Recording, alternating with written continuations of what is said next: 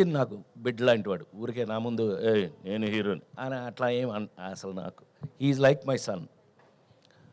అట్లాగే శ్రీలీల మా పిల్ల. ఇవాళ కొత్తగా మాకు జాయింట్ అయినవాడు ఎవరు అనంటే వెంకీ కుడుముల. ఇతను ఇంతకుముందు 2 సినిమాలు బాగానే తీశాడండి అని అనుకున్నాను, కానీ ఇది విన్న తర్వాత, రాబిన్ హుడ్ అనే ఈ సబ్జెక్ట్ విన్న తర్వాత, అందులో ఒక ఎంటర్టైన్మెంట్కి కేవలం ఒక కామెడీ, ఒకప్పుడు కామెడీ ఎలా ఉండేది, ఒకప్పుడు రాజేంద్ర ప్రసాద్ అనేవాడిని తీసేస్తే అంతకుముందు కామెడీ ఎలా ఉండేది, ట్రాక్ సినిమాలో ఒక ట్రాక్ వస్తే అది కామెడీ, ఇది అది. అక్కడి నుంచి హీరోయే కామెడీ, హీరో ఎలాంటి కామెడీ, ప్రైమ్ మినిస్టర్ దగ్గర నుంచి కామన్ మ్యాన్ వరకు మెచ్చుకునే కామెడీ.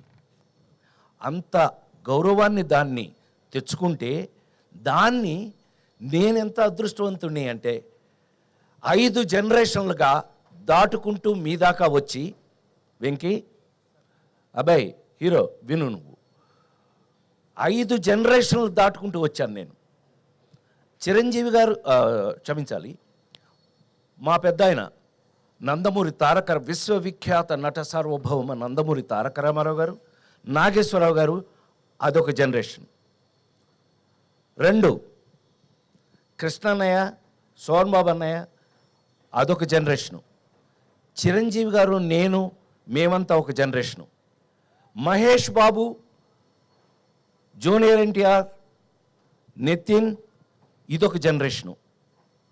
ఇప్పుడు కొత్తగా జనరేషన్ వస్తుంది. మొత్తం 5 జనరేషన్లని దాటుకుంటూ మీ ముందు నిలబడిన నేను ఇంకా కూడా ఇలా ఫ్రెష్గా ఉండడానికి కారణం రాబిన్ హుడ్లో నా క్యారెక్టర్ లాంటివి.